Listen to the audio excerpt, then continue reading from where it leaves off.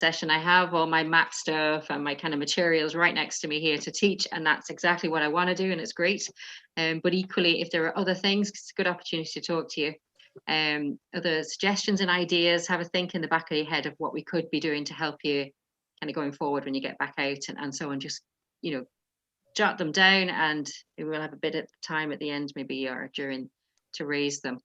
So another quick question then, where are you guys at? Do you navigate a bit? Are you rusty? Have you been doing loads of training courses before? Someone's just popped into the thing there about how to teach. So yeah, definitely. That's a really, how to teach is always a tricky one, because if you're in a club and you're trying to share information, or your mate wants to know how you do that with the compass, or whatever it is that you can show them how to, you can share that knowledge, because a lot of what we learn in clubs is from people around us, or that we walk with, our school friends or whatever, parents, you pick it up. So good, yeah. So orienteering is being mentioned there. It's a fantastic way to learn to navigate. Competitions go on in normal times, so that's a great resource if you're trying to find somewhere to practice your navigation skills. Orienteering competitions are excellent. They're well manned and looked out for, and you can use the map then to get around a course and walk, do difficult, easy sessions. So that could be really good to get your land reading skills up to speed. And if you get lost, there's usually people there to kind of gather you in. But yeah. Yeah. I'm somebody who joined a Hillwalking group, and we were doing well until lockdown came. And with that, I got used to following the leader. But since then, I've been going out on my own up here in the Mourne Mountains. And I did a course prior to lockdown on navigation skills. And so I've been trying to put that into practice. And that's something that I'd like to learn a lot more about, is just the whole navigation thing, because at the moment, going out on my own, it's grand when it's a clear day, but I've got caught out twice in fog, and it was a bit of a problem. And, you know, I wish I would have known a little bit more about the navigation skills in the fog, how to work it when you're in the fog. So yeah, something on that, maybe. Yeah, no worries. Okay. Any other use maps, but not so much compass work? Yeah, we can have a look at that. Used to following a guide only. Well, that's fine. Like, I mean, you have to learn somewhere. You know, you have to kind of do stuff safely. And if you need someone else like a club to support you to do that, or hire an instructor, or you hire a guide to bring you walking every time, that's fine. It's a responsible thing to do in some ways, because it means then that you'll be safe. And hopefully you might use that guide to teach you a bit, pick up some things, so that then you can become more and more independent, which at the end of the day, I think, is what everybody wants, and is potentially why it's difficult when you're not an adult. You don't have access to a car, but you are dependent on your parents or your school or whoever it is, your scout group and so on, to bring you places and to teach you stuff. So just to let you know, we do have schemes and courses that people can do on our website. There's loads and loads of information. The main scheme for today's session that I would direct you towards will be mountain skills, and it's just what it says it is. So it's open to people, and I'm desperately trying to gauge the age of our youngest, well, the ones I can see anyway, the youngest people in the room. Hi. Yeah. How are you doing? I'm not sure what age you are. Oh, perfect. You just happen to fall the right side. That's brilliant. Our scheme, the Mountain Skills scheme, is open to 10-year-olds and up. So, and the reason that there is even an age on there is about being robust enough, being able to take instruction well enough, and so forth. But honestly, I know a lot of younger kids than that, who are well able to learn to navigate and well able to take instruction. Look at gymnasts, like they start at like 0 practically, and they certainly do know how to do all those things, and they're very strong and robust. So but yeah, so that scheme, the Mountain Skills scheme, would bring you to read maps, to look at hazards, what equipment to wear, how to use the compass, work at night, and then poor visibility, how to negotiate through terrain that might be a bit tricky, that you might want to avoid and go around, how to find routes through things like that. And there's 4 days worth of training in that, usually split over a couple of weekends, and then a good few sessions that you go off and practice. You could do a first aid course as well, and then you come back, there's a 2-day assessment if you want to. So all of the skills I'm going to go through with you today, they'd all be a part of a mountain skills program. The other thing I'll definitely direct you towards, on the website about 4 or 6 years ago, I can't remember now, I did a few videos, short kind of 2 to 4 minute videos on taking a bearing, features in the land, and the map, map setting, self-location, finding where you are on the ground and on the map. So they're short. There's also a number of videos on navigation skills. So a lot of what we do today will equally be in those skills. They're about 60 to 90 minutes long. Some of like their classrooms, there's tasks being set. People are getting troubleshooting and they're not working it out, and we're fixing that for them. So there's a series of videos on navigation, and particularly John, you mentioned as well, there's I did a series of poor visibility sessions. So those are also about 60 to 90 minutes long, and they're on the website as well. So in the mountain training section on the website, if you go into, just click onto mountain training, and on the left-hand side, you'll see skills videos on one of the side, and just scroll through. They're up on YouTube. So, so you can start. I'm not suggesting that you sit there for, it's probably about 15 hours worth of lectures at this point. We just pick out what you need, just have a look at the bits that you need, and kind of come and go with them. But they're there as resources to use, which is why I'm recording this one as well, because that's why it's a really useful thing to kind of have these resources, so you can go back and look over what we've done today, and it'll mean probably a bit more to you guys because you were there. So the other pathway that may be of interest as well is we have a series of leadership awards. So I know somebody in the chat mentioned that they're going for their Lowland Leader Assessment soon. So this person is going to be very focused on learning, very, very open to learn stuff, because they're going to be tested on it fairly soon. So they're the best kind of learners. They're like, they'll listen and hang on every word, and is sitting there thinking, will you get on with the skills? I really need the skills. So there's a whole series of videos there, Jenny, that will help kind of focus you in, and especially in the times we're in at the moment where your brain has been switched off, and then just even if you've been going out and walking, you're still going to be switched off a bit because you've not got the groups and all of that kind of stuff. It's difficult. So the Lowland Leader, it's the first of 3 Hillwalking awards. Well, the Lowland Leader is in, as it sounds, the Lowlands.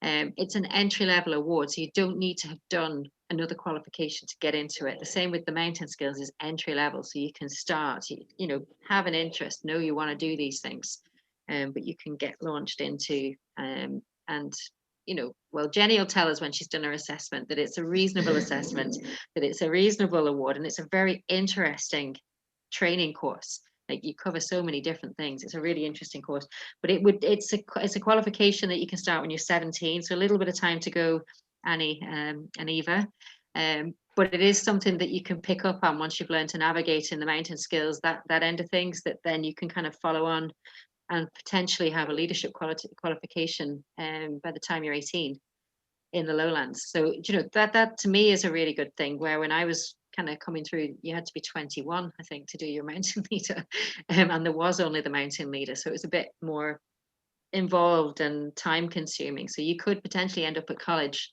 as a leader, ready to go, and that way then as well, particularly at this audience for youth, that you're starting college with a qualification to lead. You're not starting college wondering, how do I navigate? So you're already ahead of the posse.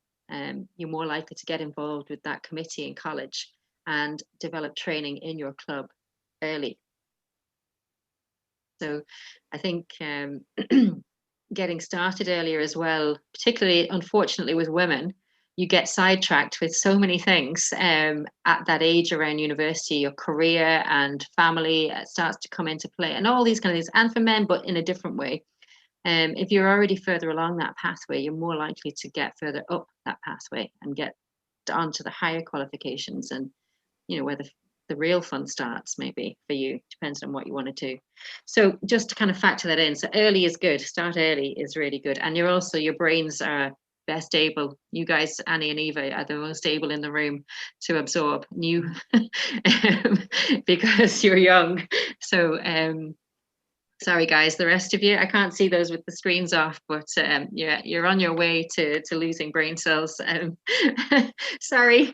So yeah, do it while you're young, while your brains are in the best form, and you'll fly. Okay, so let's start with some of the sessions. So what I want to have a look at today is to look at the groundwork. So the actual features. It'll be a bit of a potted tour because there's a lot to cover.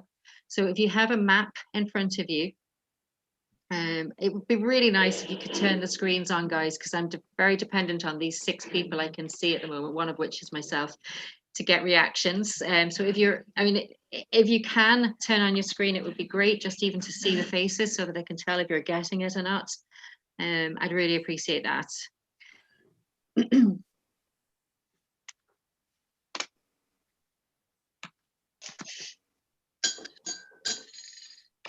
So what I want you to have a look at, I'm just going to turn the chat off. Well, not turn it off, just put it out of my view so I've got a bigger screen.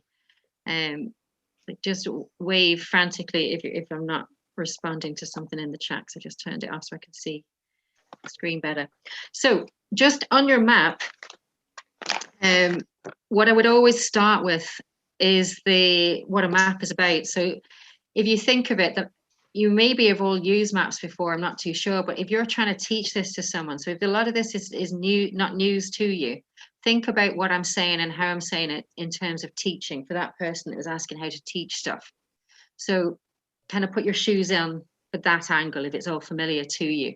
But on the map, the way I try to look at it is from the helicopter looking down onto the land. So if you were to carry a full-size map, it wouldn't fit in the bag. It'd be too big, and you could go for a little walk on a small few meters of land. So we scale it down so that you can fit more information on a smaller piece of paper and bring it up the mountains. And in order to do that, you have to use symbols, because there's not room to put every tree, every wall, every house. It's just not the space for it on the map. And the other thing that you do from looking down on the helicopter, so if you imagine you're looking down at Ireland from your helicopter view and you're up high enough to see the shore around Ireland, you would see that the water and then the land, you'd see patches of lakes, and maybe you'd see some rivers and some of the bigger rivers and streams. You might see that the mountain ranges are all roughly around the coasts, but not all entirely. But you'd get that overview of the country. And if you're hill walking then and you want to navigate, that overview might be fine if you're flying a plane and you want to get from the top to the bottom of the country, but it wouldn't be good enough information if you wanted to navigate up to, say, climb Carrantoul or something. It would be too vague, too general. You'd know there's a high bit down there in a range of mountains, but it wouldn't be enough information. So they zoom in, and also they zoom in the way it's lined up. So if you're looking at that map of Ireland from your helicopter, the top of the country would be the north, as we all know, the bottom would be the south. So it's orientated, it's lined up the way that the land actually is. And that's what we talk a lot about, that when we're navigating, about orientating the map. So I'm sure in geography class, you'll have been taught a lot of this stuff, but maybe from inside the classroom all the time. Ideally, we should be outside, but we're not at the moment. We're online. So if you're looking at your map, I just picked one of Wicklow. It's just the handiest one. So at the top of my map, that's north. And at the bottom of the map is south. Okay, I know this seems really basic information. It's fundamental. It's not simple. It's fundamental. So pretty much any map you're going to use, north is up on the map. But not all. Orienteering maps, sometimes they'll take a bit of map and they'll turn it because it fits on the page better. And then you'll see that they'll have drawn where north is if the arrow isn't straight up. So yeah, good. Get your map out on the floor. That's perfect. That's exactly what you should be doing. Or out on I had a map table people used to laugh in my office. It's like, that's my desk, but that's my map table, always. You need to spread this out. The other thing that you can do, if there's a couple of you in the room there, if your map is of where you live, you can set your map to your house.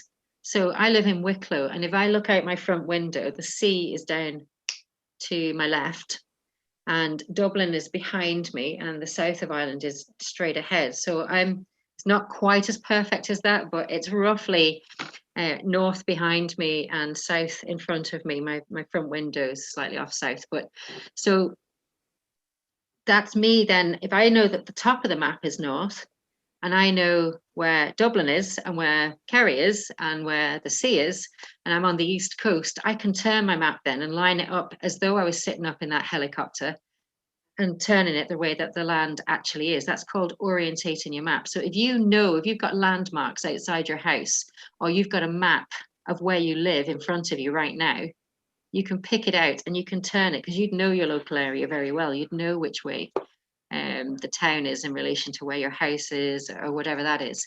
And that's called orientating your maps. Always kind of start these things from home, something tangible where you know. Are you all in a position to set your map that way, to line it up with the actual place you are? Yeah, I see some great activity moving around the house trying to find the front window. You're dead right now, because you have to, because even me, I know where I live, but I'm still having to think, is the sea actually? No, the sea's probably a little bit more to the front and less to the side. So you kind of do realize you need to see these places for it to be very tangible in your hand. But that map setting can also be done if you know where north is on the map straight up and you have a compass. The needle will float to north as well. So if you can't see, if it's bad visibility and you can't see these landmarks around you, you don't have the local knowledge to know where your house is in relation to everything else, your needle on the compass will tell you where north is. And that way you've got two knowns then. You've got the compass needle saying where north is, and you've got your map saying where north is. You can line the two up then, can't you? So if you do have a compass, and if you do have a map, if you watch for just a sec, what I'll do is I'll just take this compass in my hand. It only works horizontal. If I hold it up, the needle will stick wherever it is. But if I lie it flat, so it can float around. So yeah, like that. So just if you look how Eva's old, I'm not sure which is which, but Annie's got the compass, is it? Eva? Yeah, Annie's got the compass and Eva's got the compass. So if you hold them flat, like, like Annie's got it. Perfect, thank you. Then it will work, it'll float. And I do the same with my map. And I'm going to put this just on the top of the map.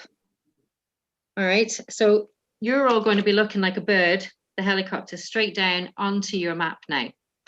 And what I'm going to do, so you know I've got my compass sitting on it, I'm going to look straight down onto it, and I'm going to turn the two together like this until the red, that's the north end of the needle, points straight up my map, straight to the top of my map. Okay, so try to forget that you know where north is. Just put the compass on, pick up the map and the compass flat. That you're giving me such a great diagram there, girls.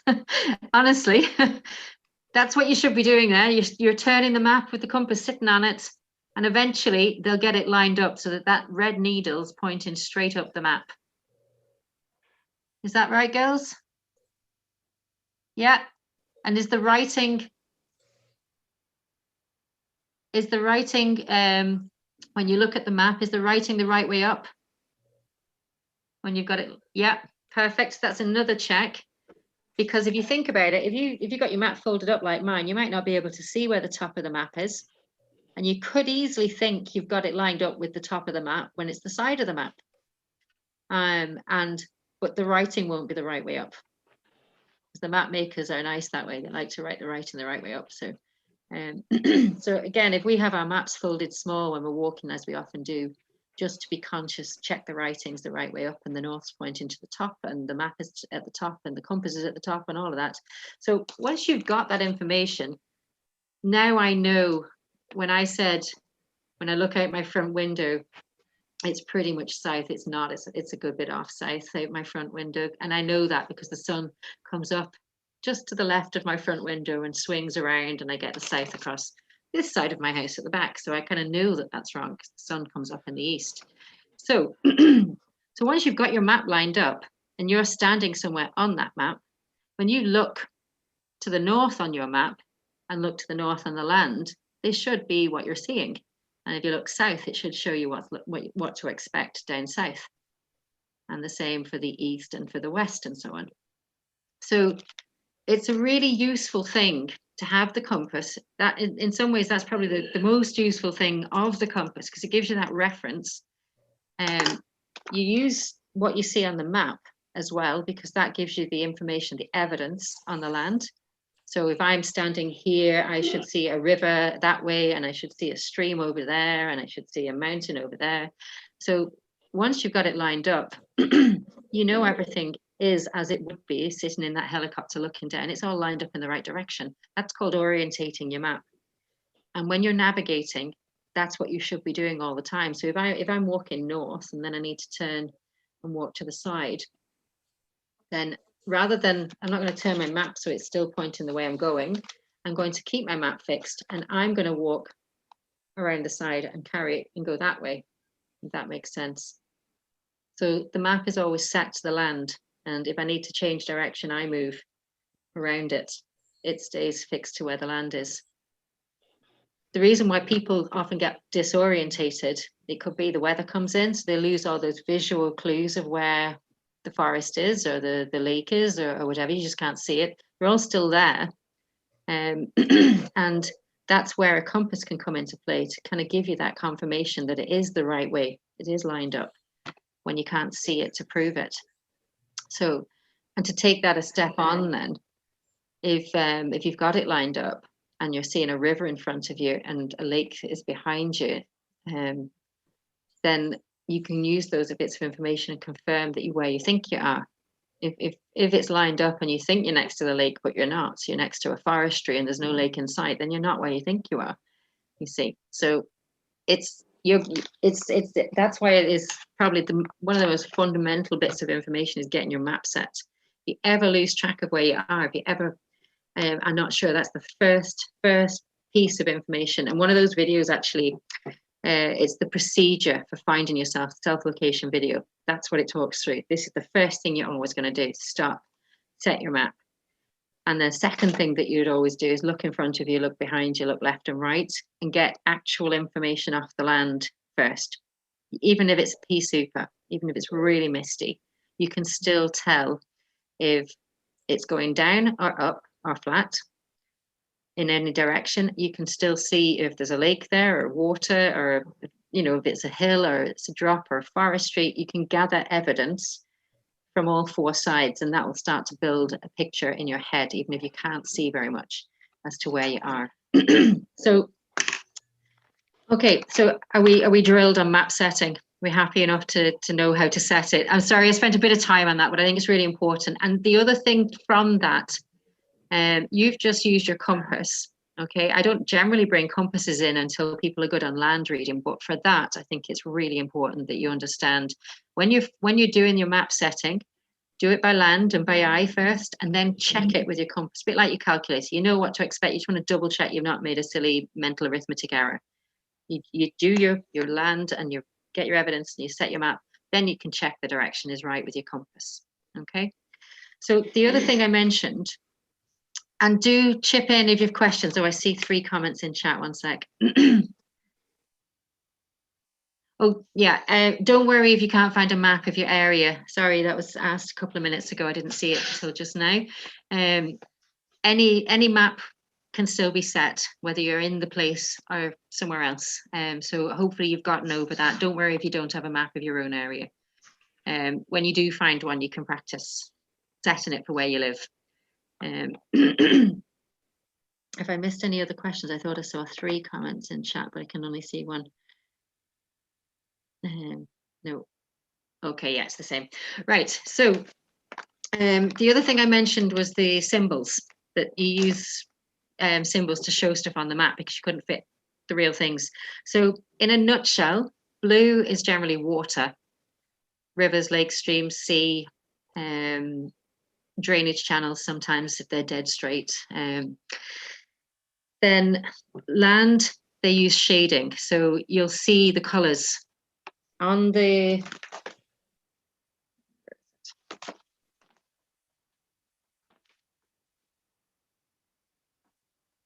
you look on the legend or the key. You can see it on this one. And you can find where they show some of the contour lines.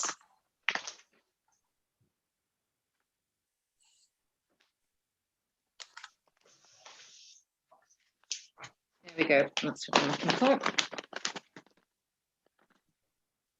So if you see, this is just an ordnance survey map. So if you see there, just on the screen, are you able to see these when I put them up? Yeah. Yeah. I could share my screen, but then I'd lose all the feedback. Do you want me to share the screen for this? Yeah, I'm being selfish now because I like to see who I'm talking to. Bear with me a sec. Oh no, it's not going to work. I can just, I'll put my, it will, one sec. I'll just change the view. You can change the view to speak. I can just change it to speaker view. Is that better? So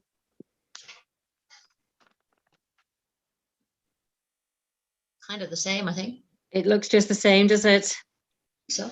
Okay, I'll leave it back again then. Oh, hang on, I think it's this one. Is that better? No, just the same. And I'll leave it as was. So just what I was showing you there was the different colors of shade that they use to show getting darker and going from green in the valley to brown in the uplands. So you get a general gist of where the mountains are and where the valleys are. You can see this area up on the screen now. So there's a section here that's all highlands, and you can see the valleys in the green around them and where the water's more likely to sit in the valleys, the river valleys and the lakes. Okay, can you see that, guys? Yeah. So that gives you a very quick visual. So brown is uplands and green is lowlands and various shades in between. The other general kind of sweeping through all the symbols, black lines generally for man-made features. So road edges, houses in little blocks like houses, and depending on what scale map, you might have walls and fences marked as well in kind of greys and blacks. But so you can see then once you're onto the land, the main feature for a navigator, after using all the man-made features of land, you know, roads and forestry and so forth, would be the contour lines. So the contour lines on the map, if you can imagine that helicopter visual of Ireland, and you can see the entire shoreline of Ireland, and then loads of ice caps melted and it rose up another 10 meters higher. So the sea levels rose by 10 meters. That shape of Ireland would be a little bit different. And if it rose another 10 meters, that shape would become different again.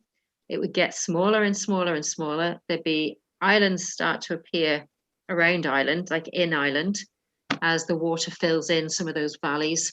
And then as it keeps rising, eventually you'll end up with a few tiny peaks, the highest peaks in the country, little tiny circles of land poking out at these high sea levels.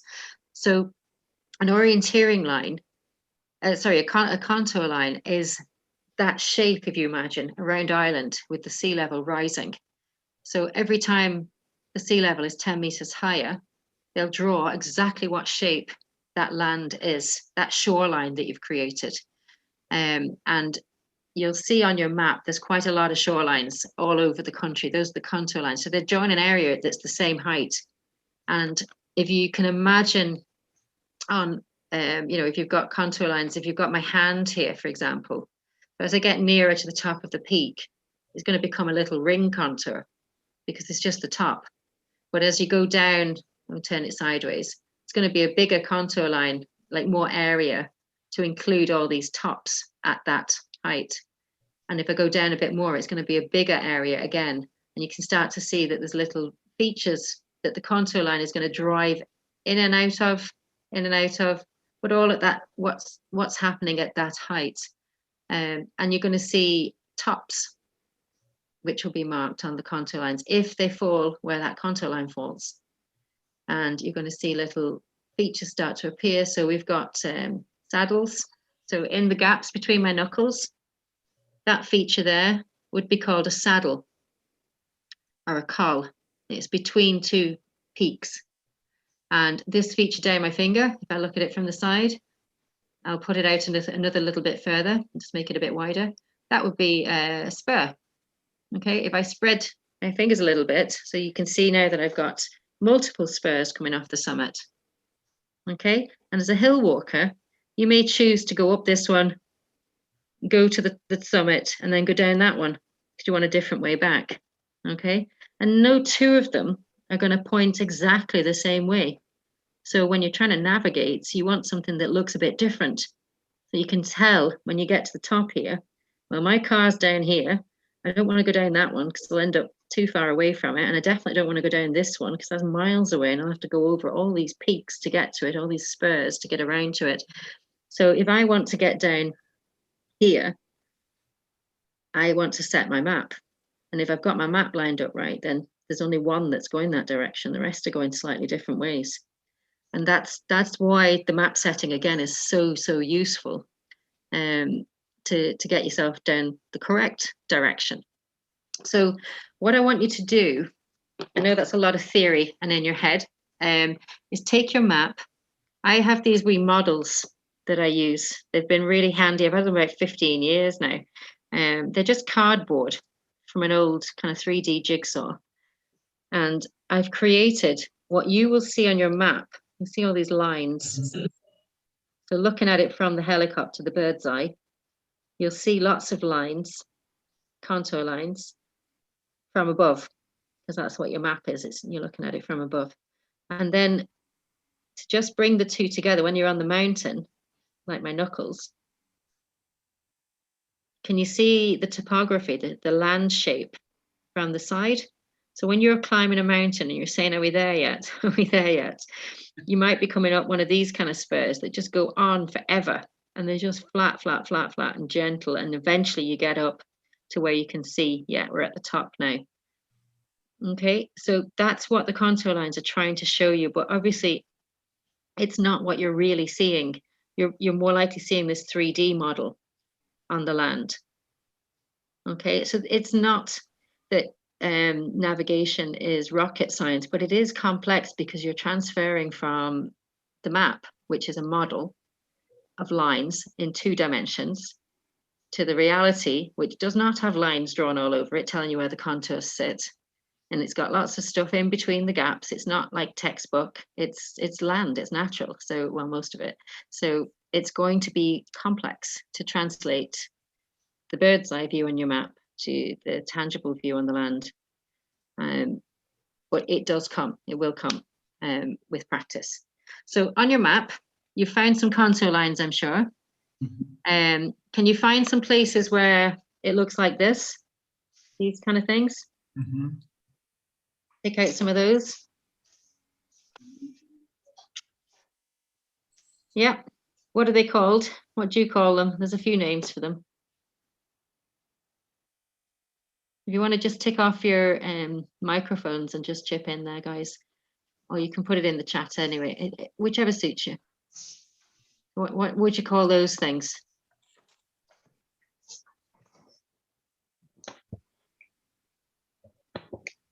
A knoll or a spot Could height. be a knoll.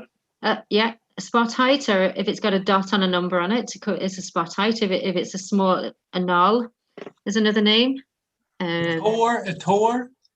Or a tor, yeah. What other thing could it be? Could be a summit, trig points or something like that. Yeah. It could be a summit, a top of a mountain. If it's got a triangle on it, drawn on the map, it's a trig point, and it means on the summit there'll be a concrete pillar. You've probably seen those if you've been up peaks. Oh, yeah. They'll have a concrete pillar on the top with a little metal section that you can attach surveying implements to.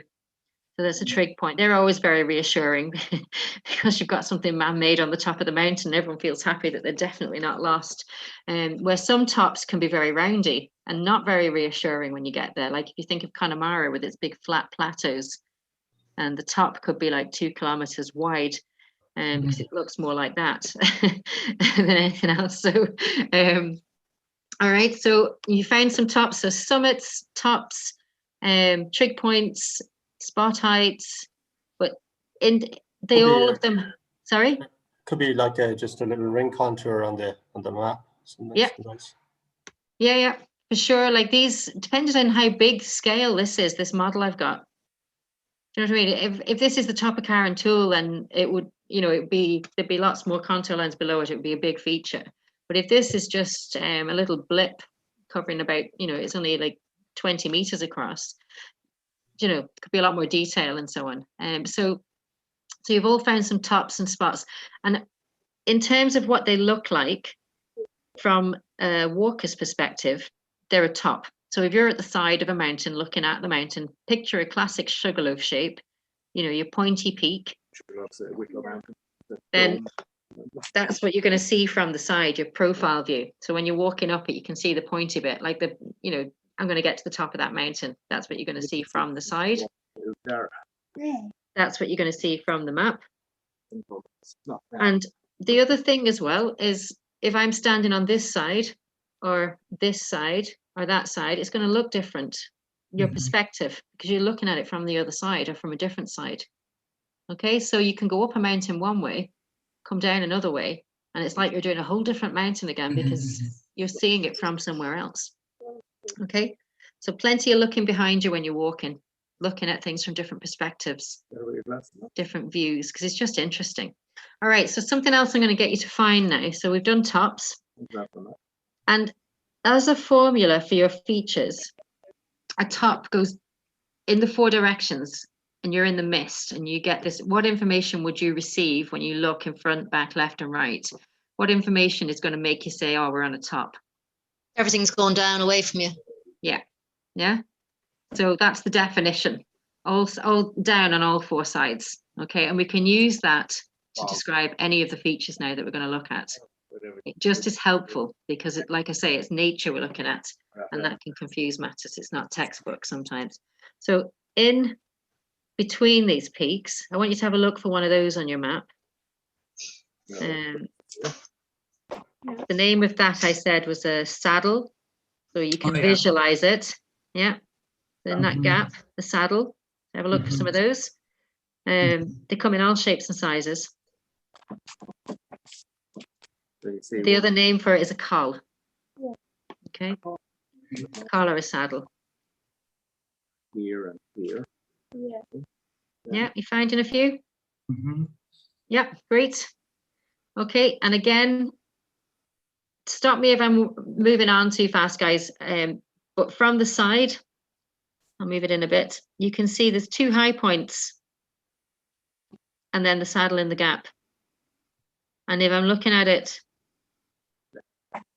from the end, you can see you would walk over and in and over and into it and over and into it. And if I was coming up from the side of the mountain into the gap, I'd come up, over and drop down the other side. So often you would go use them to get onto a ridge line. Background like radio. Okay, you finding them okay? So if I was standing in that saddle and I was in bad weather and checking out what's happening immediately around me, front, back, left, and right, what am I going to get? What's it going to tell me to make me think it's a saddle? Rising on 2 sides and dropping on 2 sides. Yeah, it's going up on 2 sides and dropping on 2 sides. Anyone any different definition? You're all happy with that? think of a Pringle.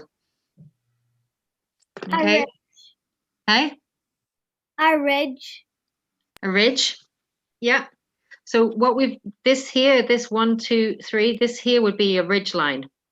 Okay, so on a ridge, it's going to drop off and drop off, but be pretty much flattish tops in general, the whole thing.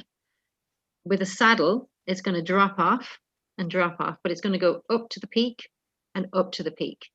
So a little bit like a Pringle crisp or a saddle of a horse. It's going to drop where your legs go, and then it'll go up to the horse's head and up a bit to the backside. Okay, that's your saddle. The ridge drops on both sides, but is generally fairly flat front and back. Okay, so if you think of the ridge back that you're going to follow. So have a look on your map. A lot of the time when you find tops, they'll have dots on them and you'll find them in a line. So where I described, see there's a range of mountains along here. This would be your ridge. Okay, so you're going to do a ridge walk, you collect and climb lots and lots of peaks. But on the way, you'd be going into saddles, over tops, all the way along it. But the whole thing would be the ridge walk. Okay, so in general, on a ridge, it will drop down and be roughly flat. You're not going down to sea level and back up and down to sea level and back up. You're staying up on a height.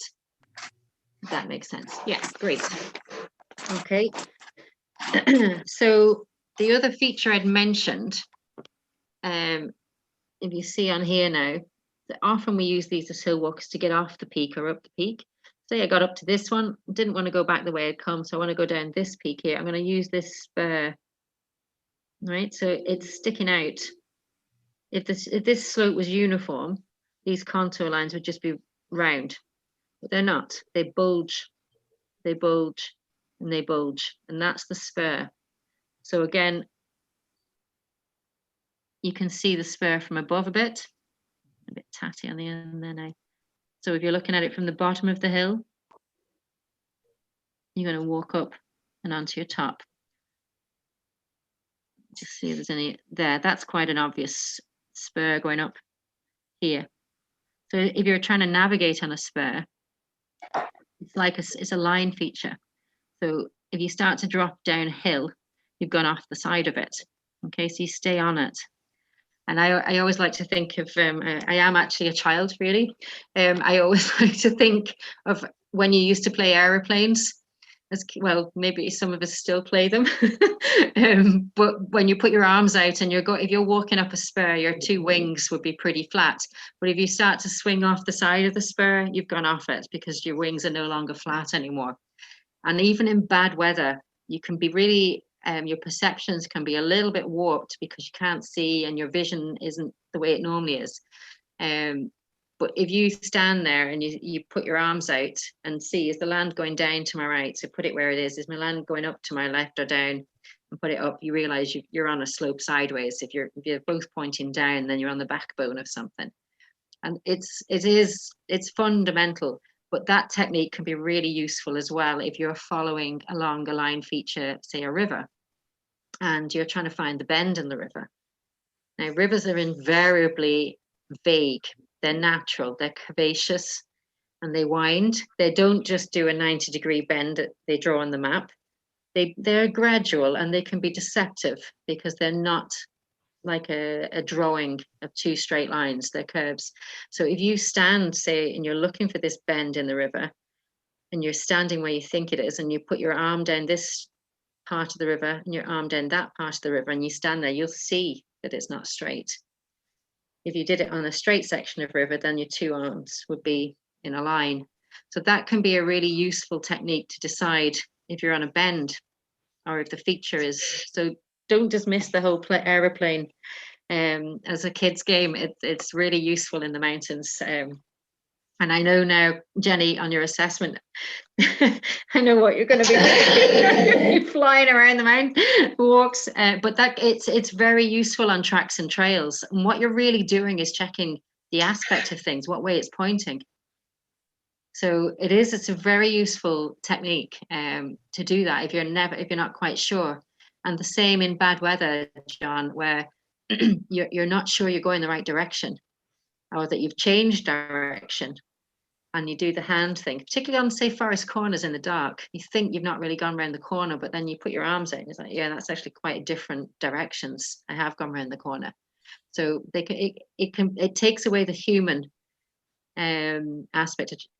Sometimes you can't always judge things very well because the visibility is poor and so on, and it removes that human error of thinking that you're going straight when you're actually curving quite a bit. Okay, I'm trying to think other features that we may have missed. Saddle spur, yeah. So one other feature I will mention, and it's often overlooked because everybody knows what it is the valley. So where a spur, the contour lines bulge out of the slope, the natural shape of the slope, they stick out. A valley is this side where it sticks into the slope. So when you're standing on a spur, what would be the information that would tell you you're on a spur, where the 4 sides down for a summit, the 2 up, 2 down for the saddle? What would a spur tell you? 3 sides. It's down in front of you and to 2 sides, and should be either rising behind you if you're going down, or rising in front of you going up. Okay, so falling away both sides. So just think, just stand yourself in one place, and just it will be going down on 3 sides and up on 1, no matter what way you're facing. Okay, because I know you're kind of turning around on the spur, but it's going to be going up on 1 side and down on 3, no matter what way you're looking. Okay, and that's why it's a really useful tool, because it cuts the human, oh, but what if, and it just brings it down to fundamental. So with that in mind, then, if you imagine a valley is the flip side of a spur, what's going to happen with it when you gather your evidence? Now you can mentally stand in a valley, visualize it, and look along the valley and see it doing this, and this on the side. So someone else this time, maybe. What's that valley information going to tell you? It's going down in front of you on the 2 sides. It's going to be going up. And the last side behind you then? It'll also be going up as well. Yeah, so 3 up, 1 down. So it's the opposite, if you like, of a spur. Yeah. Okay, so that's exactly what you're going to see in a valley. And the difference, like the other thing there as well, the other feature that I've not yet mentioned, but we've just described, valley is an epic feature. It's massive. So it will be over many, many contour lines, over a number of kilometers and so on. It's a big feature. But a smaller version of that's not so well discussed, I suppose, is a re-entrant. So again, it's the same shape. So in here, there's an example of a re-entrant. All right, that's not an epic feature. It's not enormous and massive. It's just in 1 or 2 contour lines in this particular instance. So it's doing exactly the same thing, up on 1 in 3 sides and down on 1, the same way as a valley. But it's if you like, it's a micro feature, a small feature, small version of that. And it's the same here on the big spur. You've got a twin spur, just little ones here. Okay. Yeah, and a little tiny re-entrant between the 2. Once you start looking, you'll find loads and loads of little features all over the contour lines, because like a river, they're not straight. They're never straight. So once you start looking, you'll find little re-entrants and little spurs everywhere. Yeah. Okay. So that's why once I feel like I'm taking away your look at nature. If you're not familiar, it just brings it all back down to features now. When you look up at the mountains, like, oh yeah, I'll follow that spur, and then I'll get onto the ridge, go through that saddle, over the top, and so on. But that's how you break it down to navigate. You're always on a feature of some kind. So if I was to, are you all happy with those features now? You found them on the map. You know what way you describe them. Yeah. Perfect, thank you. Yeah, no, I can see your thumb. You're a good bit back. That was all. I just couldn't see whether you were kind of going, So I want just to show you a picture. I'll just track it down.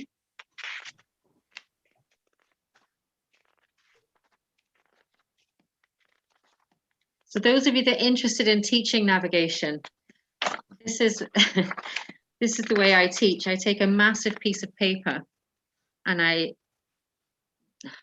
polite way of saying this, I brainstorm onto it and put down what I need to show. I think I'm a bit old school when it comes to, I used to love chalkboards and drawing stuff on the hoof, but I take a massive piece of paper and generally write what I need to do on it. So I wanted just to show you a little bit about that profile I mentioned, the view from the Hillwalker. So we've got those two tops, we've got a saddle between them, we've got a spur running off from either side. We've got a little, not very obvious bits of a tiny little soft, subtle re-entrant just scooping in there, and a mini spur on the sides of these two tops. We don't really have a valley in that. But in terms of then looking at it from profile, it's a bit mathsy, but if each of these contour lines is at a particular flood level above sea level, and in Ordnance Survey maps, the maps that you use for navigating, they're 10 meters generally. There's a couple that are 15 or 20, but the vast majority of the Ordnance Survey maps will be 10-meter intervals.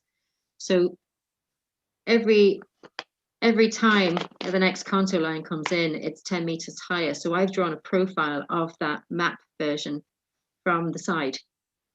So that's something that unfortunately you have to do in geography class and probably never use again after geography class. But if you like maths, then that can be a nice thing to do because it gives you a proper picture of what you're going to see from the side. But you will get your eye in, and it's much easier to do it just from the map and get used to saying, all right, well, this is here, I'm looking at it, what does it look like on the land? And just get your eye in, practice relating things back and forward to the land. Okay, so this is my other, those of you that teach or want to teach, my lesson plans. Okay, they consist of post-it notes with topics.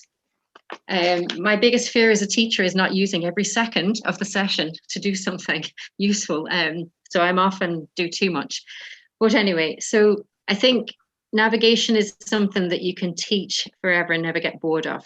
There's always other ways, other people's ideas to steal and other things that work. You'll find a challenging student will pop up every now and again that just doesn't get any of the techniques that you've ever used, and you'll then create something new for them. And that's always really exciting as a teacher then, because it's a challenge, and that's what keeps it interesting. But navigation is such an enabler. You can go wherever you like once you can navigate, as long as they can let you in. So it just opens lots of doors for you to learn to navigate. It's nearly as powerful as learning to read. So, you know, you can get into your maps, you can read your maps. It's really useful.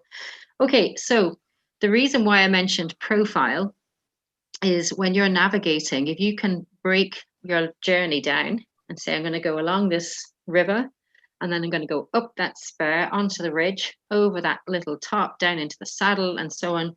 You can break that down into little points on the way, and you can navigate. You can pick a journey, you can make a route. You can then break those legs down, you can measure how far they are, and then time it or pace it so that you can get from A to B. Excuse me a sec. So I'm now trying to think where to go to next with you. So those are the features. So those are really important, that you know what they look like on the map, on the land, and that you can use them then to navigate by. So where would you like to go next? Let me think. The other thing that will be useful, so I know everyone's super keen to use compasses. They're these magic tools. But another couple of useful things. On your map, you'll have your scale. Do you all know the scale and how scale works on your maps? Yeah. Some of you may not have done this in class. I don't know. I think my kids did it in primary school, but well, I might have done it with them before then. But anyway, I think that's when they studied it first, but definitely in secondary school. But on the Ordnance Survey map, the boxes that you have there are a kilometre by a kilometre. So if you're trying to work out how far you want to walk and so on, then roughly, you know, measure it by box and just say, oh, I'm going around here. That's going to be 1, 2, and just count the boxes around just to get a rough, you know, vague general guesstimate of your distance. So if you want to be very precise, you can measure the box with the ruler on your compass and break it down and say, right, that's half a box, that's 500 meters, or that's a quarter, that's 250. And you can, if you want to be more precise than that again, you can measure how many millimeters are in the box. So on a this scale map, the 1 to 50,000 map, just take your compass. You've all got compasses that I can see, I think. Put your compass on, get the ruler, the millimeters, and just measure how many millimeters that box is. And then just let me know what you get.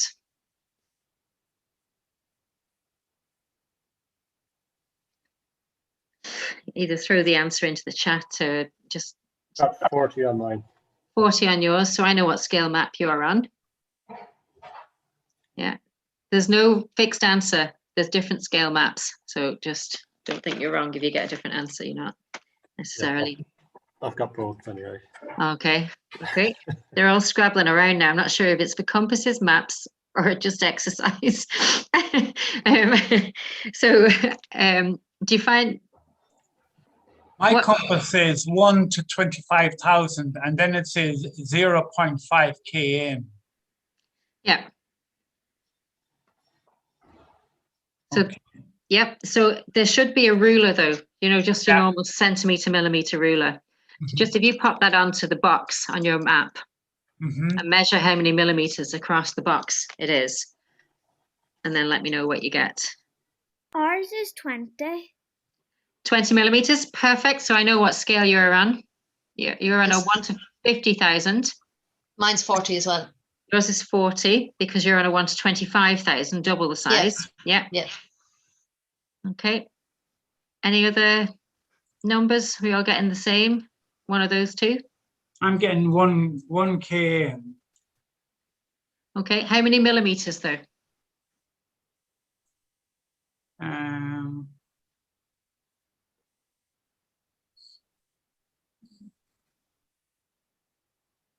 4.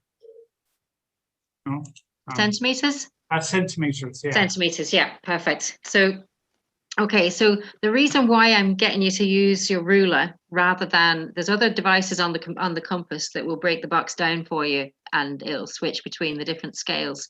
But the ruler is universal. Doesn't matter what map you're on, the ruler will work. And that's why I would teach it. When I learned, most of the time we used 1 to 25,000 maps. When I came to Ireland, most people were using 1 to 50,000 scale maps. But if you go back another few years, they were using half-inch maps, quarter, you know, there's such a range. But now we have 1 to 33,000, 1 to 25,000, 1 to 40,000. So there's loads of different ones. So the ruler is universal. And the quick fix, I suppose, to be able to use the different maps, because they all have their benefits. If you put the ruler on and it tells you that it's 1 to 20 millimeters, each of those millimeters is worth whatever the scale of the map is. So a 1 to 50,000 map, 1 millimeter is worth 50 meters on the land. And a 1 to 25 meters on the land. A 1 to 40 is 40 meters and so forth. So that's why that ruler, we all know how to use a ruler, it's universal. So it doesn't matter what scale. And just put it against the map, the grid on the map, or the box on the map, and then you know. So, but most commonly people use 1 to 50, 1 to 25. Harvey's maps are 1 to 30,000. And the UK also have some 1 to 40,000. They're not natural numbers, 40 and 30, when it comes to maps. 25, 12 and a half, 50, you'll see because of the way you can break them down. It's easier to break them down. So, and it's easier to do the maths. So on a 1 to 50,000, 1 millimeter is 50. So what I'm going to get you to do is pick a couple of features on your map and measure the distance between them. All right. So if you need a piece of paper, obviously on the hill, you don't tend to use a piece of paper and write it all down. But if you want to just jot down how many millimeters and how far the distance would be. So 1 millimeter on a 1 to 50, 50 meters, 1 millimeter on a 1 to 25, 25 meters, and work out then.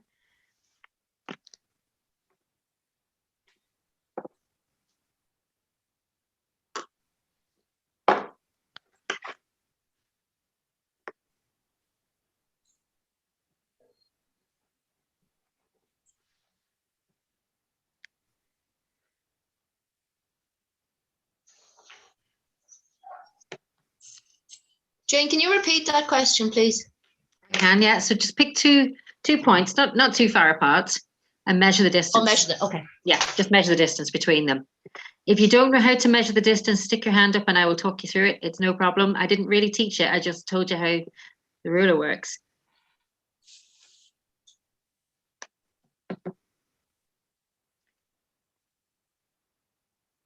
And when you've got it in the chat, if you just write down the number of millimeters and then the distance that means. And if you've got a question, ask it, because someone else in the room will want to know the answer as well. I can guarantee it. You won't be the only one.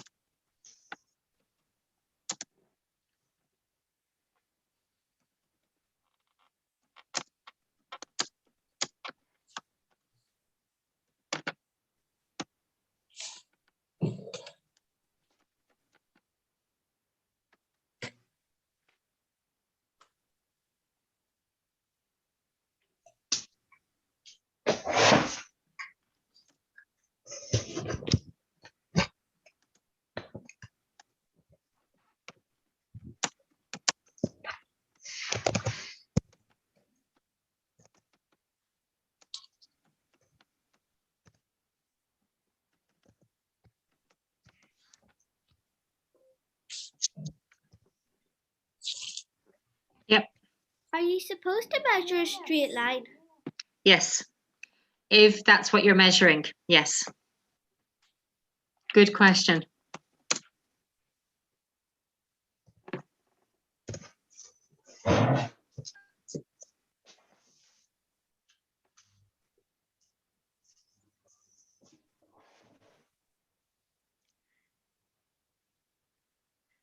Clodagh, did you use a calculator to work yours out? Big one.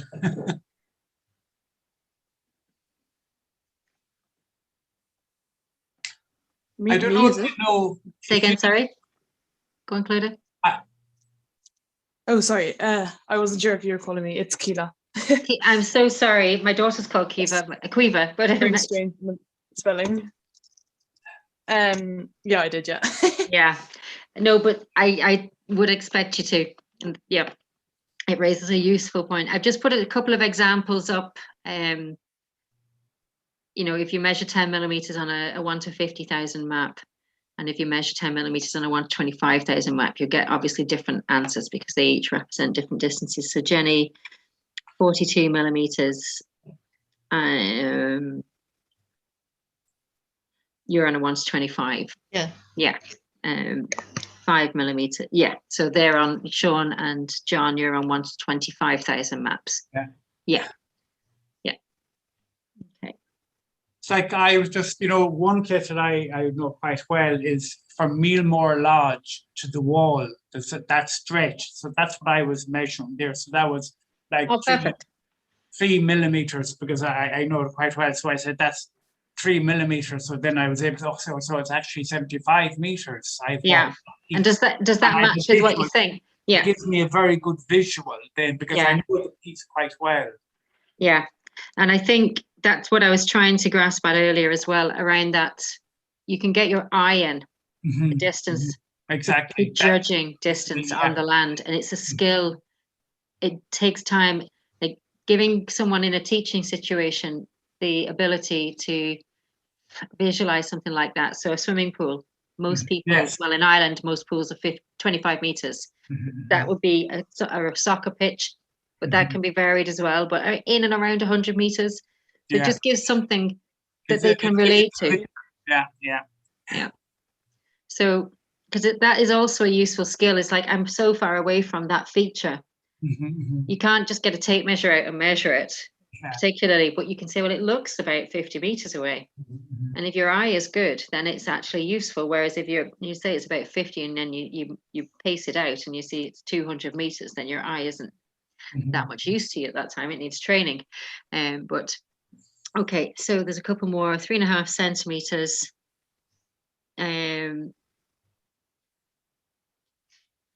I'm not sure what scale map, is that 3.5 centimeters or 3.5? Fionn, where are you? Oh, sorry, no, you just said oops, calculating. Perfect, I see your second message there. So 2, 3, 4, 6. Yeah, so 2 centimeters would be a kilometer. The 1 centimeter would be 500 meters, and 0.5 centimeter then is the last bit that you're trying to calculate, I'd imagine.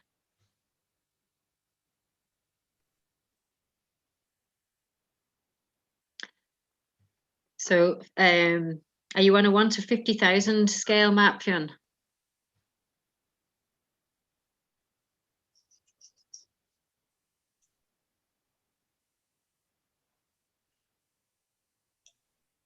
Yes, okay, perfect. So there's a few ways to do it. So if the reason I think potentially why you're struggling to kind of calculate is because it's a long distance. So it's kind of a lot of numbers of 25 or 50 to multiply by. So to make it easier for you all measuring longer distances, 2 centimeters or 20 millimeters is a kilometer. So you can kind of knock that off your 3.5 centimeters. You can knock that off. So you then down to 1.5 centimeters, and that's 3/4, if that makes sense. It's really hard when I can't see faces to know if you're getting it or not. But if it's 35 millimeters, 20 millimeters for a kilometer, that leaves 15 left, and it's 3/4 of the second kilometer. So the answer would be 1,750 meters, if that makes sense. Yeah. Okay. Now, yeah, great. I'm getting the yeses back. Okay, so what would be helpful is if they could make a scale that does the calculations for you. So you don't have to start, especially on a longer distance, and you don't have to start. Yes, you can watch last week's session. It was recorded. It wasn't on navigation though, but yes, I have a recording of it, so I can make sure you get the link to that. Okay. And I will send an email after this to links to videos where I spend a lot more time on all of these topics. So on your compass,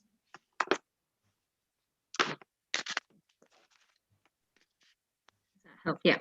So on your compasses, you will see some of these fellows, depending on what type of compass you've got. If you just put something white behind it, I'll be able to see what's on it. Do you not have a ruler on yours, Annie? And forgive me if I'm giving the wrong names now. Yeah, just so I've got a bit of contrast. It's hard to see on the screen otherwise. Ew. There looks to be a ruler across the end, but none of these things. Okay, well, you can buy for about 50 cents. Yeah, so there's plenty of these. Oh yeah, your friend are there some on that one there? The second, does that one have it? Just stick a thumbs up if they do. But you can actually buy a little piece of plastic. They're about 50 cents of all of these. It's called Aroma, and it will have all of these scales on it and a ruler and bits and pieces of use. And you can buy one of those. Yeah, so yours looks like it has, John, Aroma, but down the side.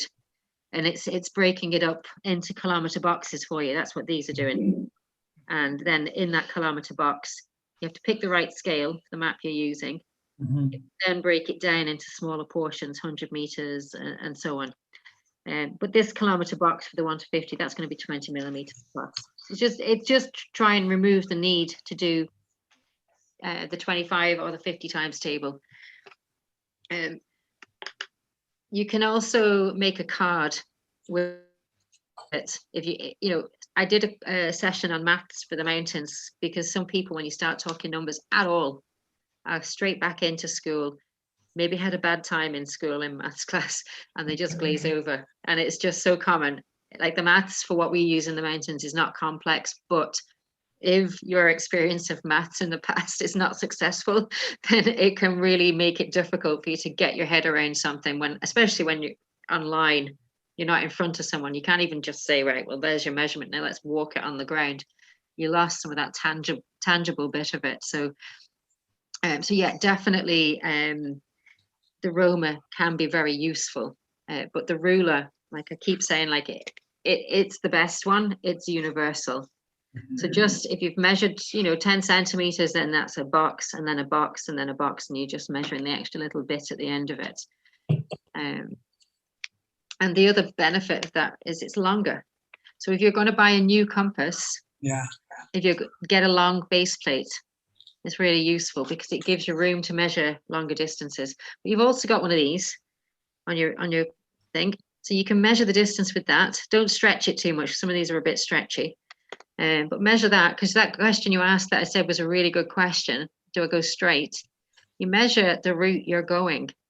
So if you're measuring a straight section, say you're on the Mourne Wall, and it's dead straight because it's man-made, then that's what you measure. But if your route is curved, and you're following a river, then that's what you need to measure. And then you straighten it out and put it onto the edge of the map. Has a ruler as well, if your compass doesn't. So say you're measuring a long leg, and it's too long for your compass, you can just put it onto the map, because each box is a kilometer, and there's a scale somewhere in the legend with the distance somewhere. There it's there, sorry. So on the bottom of this would be more like you'd see in geography class. See the scale on the bottom of the map. So you can put your piece of string along there if you've got a long distance to measure, and count how many kilometers. And then at the beginning of that scale, it will give you a more detailed. Where's it down again? Here. Jane, Yep. if I don't have a compass, what works for me sometimes, my little finger is pretty much 1 centimeter. So if I know the scale of the map, I can, if it's not a really long distance, obviously. Yeah, no, I use the same. It works really well because you've always got your hand with you, haven't you? Yeah. So you could do that now and find out which are your digits, which knuckle is your kilometer knuckle. And that way you've always got it with you. So no, that's a really good tip. I like that. So on, what's it gone again?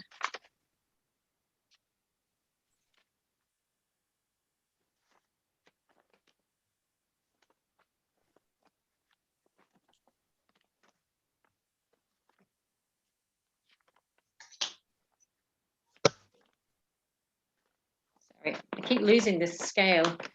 And I used to teach geography. Anyway,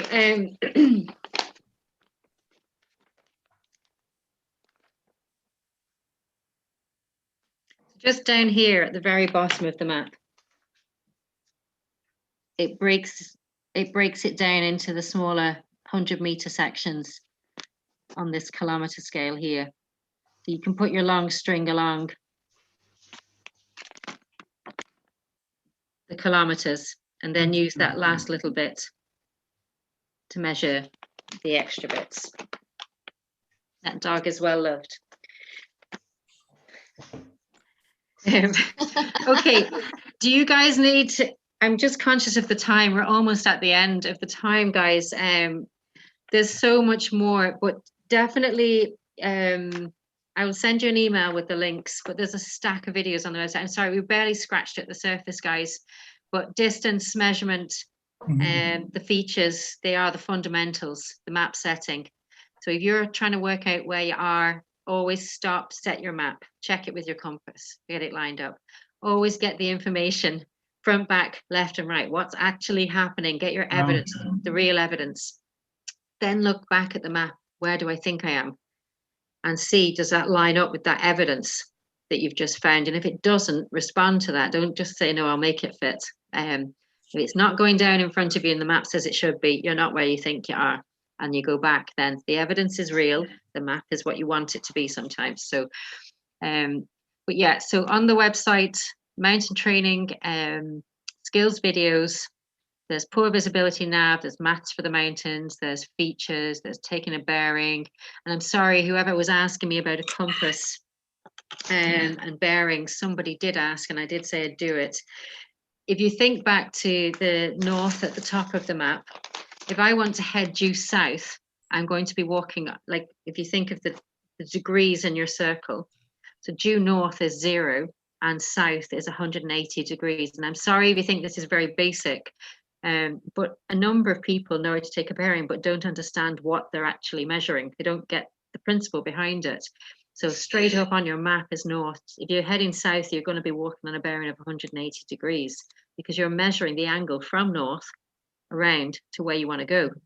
I'm probably doing that backwards because I'm looking at it backwards. So if you want to go from due east, then you're going to travel from north. Due east is 90 degrees. It's a quarter of your circle. So that's what the compass is measuring. You're lining up your grid lines up north of the map and measuring the angle to where you want to head. So there is a very clear video on taking a bearing on the website. It's about 2 to 4 minutes long, and it's apparently there's like 55,000 odd people last time I looked had looked at it and said it was clear. So I hope it will work for you, but there's just not time to do it justice really. But that fundamental understanding, you're measuring the angle from north, I think a lot of folk miss. Right, I'm going to stop. I could keep going for the day, but I won't. So just to let you know, the next week's session, these are all standalone sessions. So the first session was really a discussion to try and find out what we can do for young people, what we need to do to get it right for you. You can ask us for things. So if you want to follow up with an email or ring the office, I am asking you and inviting you to tell us what we need to do for you. We don't have a lot of young people in our membership, and I'm a bit ashamed of that because you're our future and we really need you to be involved. It doesn't need to be membership, it needs to be skills, I think, so you can do what you want to do. So do call, do ask for help, do tell us what we need to do for you. So today was the Hillwalking. Tomorrow, the next one is on scrambling and mountaineering skills, and then the one after that is on climbing skills, so rock climbing or wall climbing skills. They're very much skills based like today, the next two. But come along, you've never climbed before, come along, find out what it's about. If you've not been scrambling before, definitely come along because it's excellent fun. Yep, there's a couple of books in our shop as well if you need some kind of textbook, if that floats your boat, which will have lots of nice diagrams and resources, presentations on the website as well. So sorry it's not longer, but I won't keep you any longer on a Sunday. Oh, sorry, there's a question there, Sean. Yeah, just thanks, Jane. Just like to wish good luck to Jenny for her lowland leader. I'm actually doing my training tomorrow for lowland leader. I've done my mountain skills already, but I just at the other Bible, the Hillwalking Bible, I've noticed a mistake in it the other day on the Nesmith's rule. I don't know if you can see that, but they've got like 18.5 minutes on a 5-kilometer speed to do 700 meters. how did I notice that? I was making a couple of cards Yeah. for friends of mine that are doing it, and I've got it down to 8.5, but they have 18.5 minutes there. Oh, right. Okay. Well, they are actually editing. I'm trying to think whether we're doing the climbing book at the minute. So these Yeah. books, myself and my peers in kind of England, Scotland, Wales, or whatever, we edit them every now and again. We didn't write them, but we kind of manufacture them, I suppose. And so we're going through the edit of the rock climbing book at the minute. I can't remember when the last edition of the Hillwalking went out, but yeah, I'll mention that typo in that. Yeah, I'm not sure. Yeah, it's just I found it. I just made a couple of those cards for the guys that are doing it. It's got the 5Ds on the back and stuff. So what was the distance? 700? Yeah, 700. 5K an hour. Any height? Yeah. No, it's not giving height. Doesn't give height on it for some reason. But Yeah. just, Cool. yeah, just the 700 meter one. If you look it up, you probably have the book there anyway. So I do. yeah. I don't know what edition mine is, though. You see, they did do a revamp. So if you've got a really old edition, maybe the new I've one got picked it up. But... the revised 3rd edition. So oh, that sounds like the latest. pretty new. Yeah, they probably stopped looking at that bit to revise it. It's like, yeah, that's just timing. That's grand. It's done. All right. Yeah. Okay. Well, listen. Thanks for that. I shall mention that in the team. Okay. Thank you. Okay, guys. Okay, Thanks, guys. okay. Have a good weekend. You all too. Bye. Thanks so much for coming, everybody. Lovely to meet you.